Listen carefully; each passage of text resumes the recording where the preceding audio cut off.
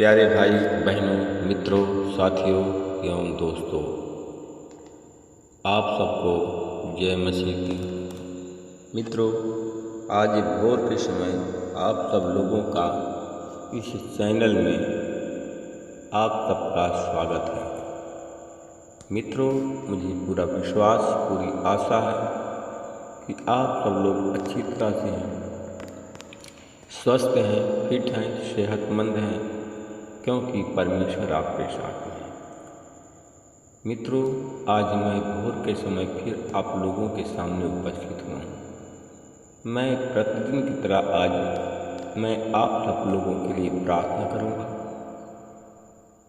और सबसे पहले वचन बताऊँगा, फिर प्रार्थना करूँगा। मित्रों, आज इस प्रार्थना के द्वारा, इस वचन के द्वारा एक महान सच्चाई आप लोगों के सामने प्रकट होगी। उस महान सच्चाई के द्वारा परमेश्वर आपको अनुग्रह और आशीष से परिपूर्ण करेंगे। परमेश्वर आपकी मनोकामनाओं को पूरा करेंगे। मित्रों, आज का वचन जो मैं आप लोगों के सामने लेकर के आया हूँ, वह वचन है मित्रों, रोमियो की पत्री 13 अध्याय का 11 वचन।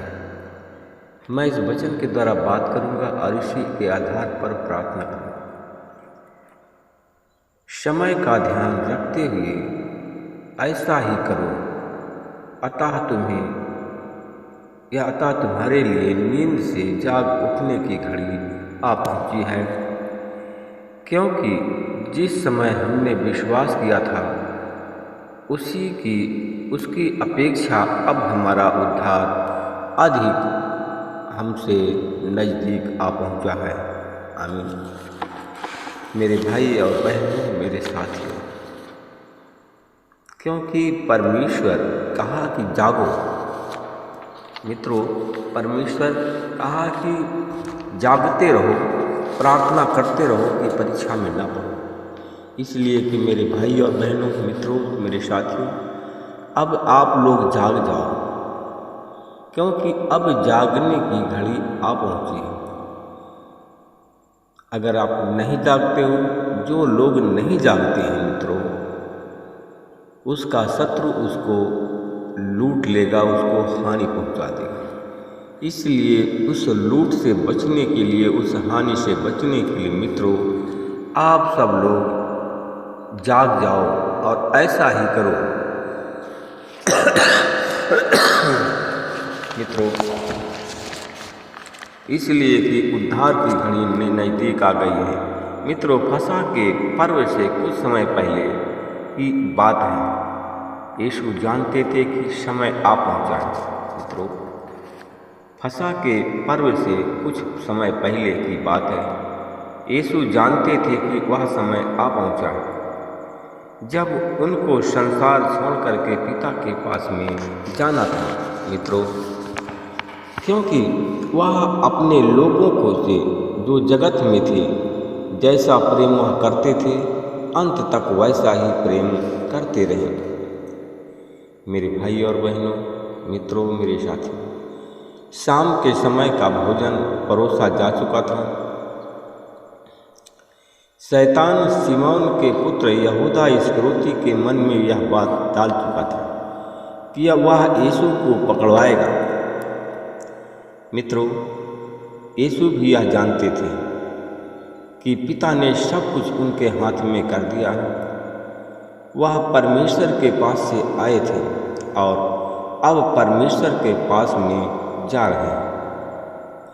मित्रों, इसलिए वह भोजन पर से उठे और उन्होंने अपने बाहरी कपड़े उतारे और अंगोछा लेकर के अपने कमर बांधी।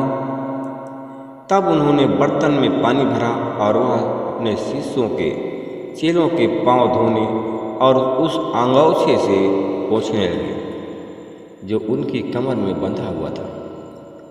मित्रों, साथियों, वह सिमोन पतरस के पास में आए। पतरस ने यीशु से पूछा, प्रभु, क्या आप मेरे पांव धोएंगे? यीशु ने उनको उत्तर दिया, जो कार्य मैं कर रहा हूँ, तब उसको अभी नहीं समझ सकते, क्योंकि उसने कहा कि जो मैं काम कर रहा हूँ उस कार्य को तुम अभी नहीं समझ सकते हो, परंतु बाद में उसको समझोगे। मित्रों, पतरस ने यीशु से कहा, आप मेरे पांव कभी नहीं धोने पाएंगे। यह सुनकर यीशु ने कहा, यदि मैं तुम्हें ना धोऊं तो मेरे साथ तुम्हारा कुछ साझा नहीं है। मित्रों, शिमोन पतरस ने यीशु से कहा, हे प्रभु, तब तो मेरे पांव नहीं वरन हाथ सिर भी धो दीजिए। मित्रों, मेरे भाई और बहनों, दोस्तों, यीशु ने उनसे कहा, जो नहा चुका है उसे पांव के सिवा और कुछ धोने की आवश्यकता नहीं, वह बिल्कुल शुद्ध है।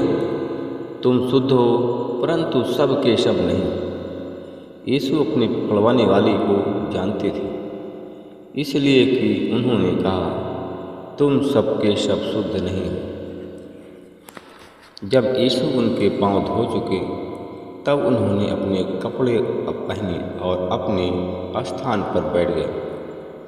यीशु ने उनसे पूछा, मैंने जो कार्य तुम्हारे साथ किया है, क्या तुम उसका अर्थ समझे? तुम मुझे गुरु और प्रभु कहते हो। तुम ठीक कहते हो, क्योंकि मैं वही हूँ। यदि मैंने प्रभु और गुरु करके तुम्हारे पांव धोए, तो तुम्हें भी एक दूसरे के पांव धोना चाहिए।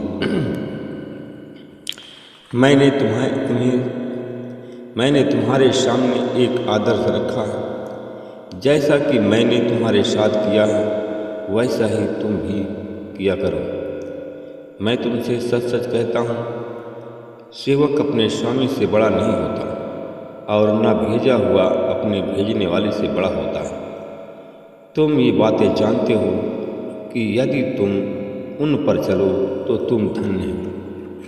कहा कि तुम उन रास्ते पर चलो तो तुम धन्य हो। Hallelujah, hallelujah, hallelujah, hallelujah, hallelujah, hallelujah, hallelujah. धन्यवाद, धन्यवाद, धन्यवाद। प्रभु जी, मैं आपका हृदय से प्रशंसा करता हूँ, हृदय की गहराइयों से बड़ाई करता हूँ। प्रभु, आप धन्य के योग्य हैं, धन्यवाद के योग्य हैं, परमेश्वर हैं। परमेश्वर, आप महिमा के योग्य हैं।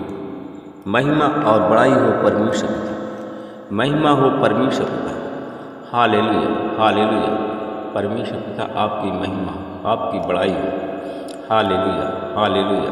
धन्यवाद परमेश्वर पिता, मैं आपका धन्यवाद करता हूँ। मैं आपसे विनती प्रार्थना करता हूँ प्रभु जी, जितने लोग आज हमारी प्रार्थना में जुड़े हुए हैं, जितने लोग आज प्रार्थना हमारी सुन रहे हैं, आज भोर के समय प्रभु जी, उन लोगों को मैं आपकी आशीष बोलता हूँ।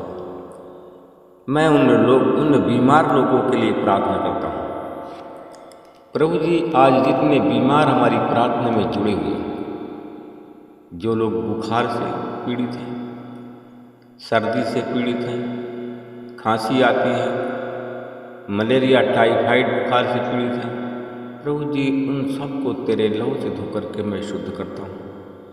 हर एक प्रकार की बुखार की बीमारी को उनके रास्ते से, उनके जीवन से निकालता हूँ। उन सब के सर से पैर के नाखून से तक तेरे लहू से धोता हूँ। उन प्रभु जी, तेरे लहू से धोकर के शुद्ध करता हूँ। सर्दी, जुकाम, बुखार, मलेरिया, टाइफाइड की बीमारी उनकी चली जाए और वो लोग चंगे हो जाए। प्रभु जी, मैं आपका कोटि कोटि धन्यवाद करता हूँ और आपसे विनती प्रार्थना करता हूँ। मैं आज उन भाई बहनों के लिए प्रार्थना करता हूँ, जितने हमारे भाई बहन जिनका पेट खराब है, आंत में सूजन है, पेट में भारीपन बना रहता है, गैस बंद हो गई है, प्रभु जी, उन सब के लिए मैं आपसे दुआ मांगता हूँ। अपना छेदा हुआ बलवंत हाथ को बढ़ाइए प्रभु जी, उन सब को छू करके शुद्ध कर दीजिए। उन सब पर मैं आपकी आशीष बोलता हूँ, वो सब आशीषित हो जाए परमेश्वर प्रभु जी। उनके पेट में मैं जो बंद गैस उसको यीशु मसीह के नाम से निकालता हूँ। आप प्रभु जी आपकी आशीष बोलता हूँ, गैस की बीमारी से वो लोग चंगे हो जाएं। बंद गैस बाहर पेट में गैस है, बंद गैस को निकालता हूँ। परमेश्वर पिता, उनके जीवन में मैं प्रभु आपकी बहुतायात की आशीष बोलता हूँ। यीशु तेरे नाम से ब्लेस करता हूँ। जितने लोग जिनके पास में संतान नहीं, उन पर मैं संतान की आशीष बोलता हूँ। जो लोग नौकरी की आशा करते हैं, लालसा करते हैं, उन पर सरकारी नौकरी की भी आशीष बोलता हूँ। यीशु के नाम से इस प्रार्थना को मांगता हूँ।